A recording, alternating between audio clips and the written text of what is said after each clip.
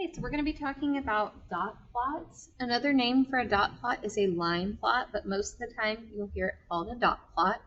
They are used to show frequency, and frequency is related to the word frequent. So if I asked you how frequently you do something, that's just how often you do it. And so that's what this is showing. And each number is represented by a dot or an X. Sometimes you'll see them as X's above a number line.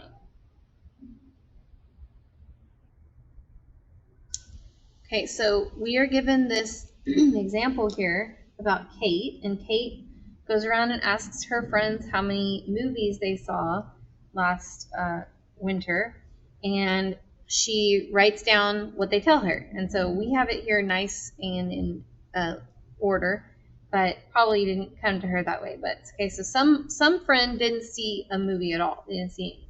A couple of friends saw one movie. A couple of friends saw two movies, etc. One person really, really likes movies. And so if you were to count up how many numbers there are here, that's how many friends she asked. And then each number is how many movies that particular friend saw.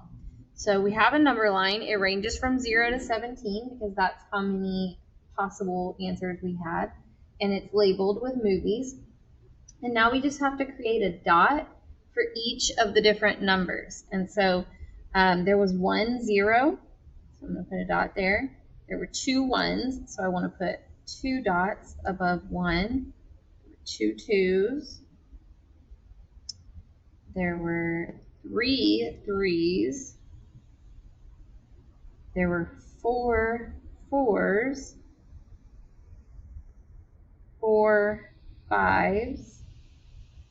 Notice I'm trying, it's not perfect, but I'm trying to keep these nice and neat as far as being lined up next to each other, because you want to make sure that you don't have 3 dots that are coming up as high as 4 dots, and then you think that they're the same, but they're not. And the next one was 6. There were 2 6s. There were 3 7s. 2 8s. 2 9s. There's not any 10s. There's not an 11, a 12, a 13, a 14, a 15, a 16, a 17. There's none of that. So, or there is a 17. The rest of those that we don't have any, we just don't put a dot there. I would recommend, if you're making a dot plot, that you go back and count how many. So we had 1 2 3 4 5 6 7 8 9 10 11 12 13 14 15 16 17 18 19 20 21 22 23 24 25 26. So we should have 26 dots. 1 2 3 4 5 6 7 8 9 10 11 12 13 14 15 16 17 18 19 20 21 22 23 24 25 26. So we know that we accounted for all of the numbers. So again, they could ask you a question on STAR, how many friends did she survey? And you would say 26, because there's 26 values in our data set. Some things that they could ask you, what is the range of the data? So I'm just going to, I'm not really going to do mean for this one. We'll do median, and we'll do mode, and we'll do range. So I'm going to start with the range. Just like with numbers, even if it's a graph, your range is your highest minus your lowest. And so because our highest was 17 and our lowest was 0, 17 minus 0 is just 17. And mode, which is also called the peak of your data in a dot plot, the peak is like the mountain peak, what's the tallest, and we actually have 2 that are the same height. And so your most repeated numbers were 4 and 5. And remember, it's okay to have 2 modes. Now, median. Some people want to just go look at the middle, but then that doesn't account for ones that are off to the side like this. So in order to find median, we've got to put our numbers in order, least to greatest, which thankfully they already are here for us. And we have to cross off. Now there's a lot here, so you have to be careful. So you remember to count. Cross off 1, 1, 2, 2, 3, 3, 4, 4, 5, 5, 6, 6, 7, 7, 8, 8, 9, 9, 10, 10, 11, 11, 12, 12. There ends up being 2 left, but there's nothing in between 5 and 5, so our median is just 5. And so if we had tried to go over here, we might have thought it was in between 4 and 5, and it's not. So we just have to, if they didn't give you the numbers, you would have to actually list out the numbers that correspond to those dots. And we'll look at that in just a minute. Okay, so let's look at how this could be tested on STAR. This first one, they've given us a dot plot, and it is about a checkers competition. So there's 20 students. That means there's 20 dots. And some of the students didn't win any games. A couple of them won 1.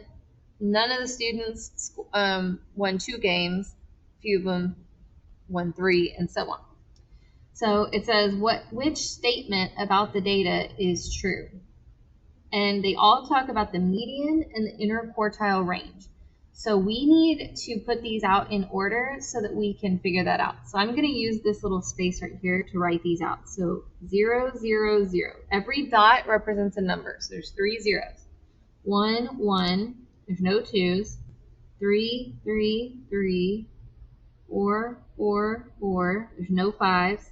6, 6, 7, 7, 7. 8, 8, 9, 10. And again, we're supposed to have 20, so just count 1, 2, 3, 4, 5, 6, 7, 8, 9, 10, 11, 12, 13, 14, 15, 16, 17, 18, 19, 20. Okay, so 20 is even, so we're not going to have a number in the very middle. So it's going to be 10 and 10. So if I look over 10 numbers, it's going to get split in half right there. So our median is 4. And I'm going to put our brackets around the upper half and the lower half. Each of those has 10, so there's not going to be a middle number on those either. It'll be 5 and 5. So that means Q1 is in between 1 and 3, so that's going to be 2. And then 1, 2, 3, 4, 5. Q2 is in between 7 and 7, so it's just 7. So it's Q3. And remember that interquartile range is Q3 minus Q2, so 7 minus 2. So our median was 4, and our IQR is 5. So let's look at these answers. The median was not 5, and the interquartile range was not 4. That's backwards. The median is 4. The interquartile range is 5. This one has the wrong median and the wrong IQR. The range is 10. So the highest minus lowest is 10. Same reason that that's wrong. So this one has the right median but the wrong interquartile range.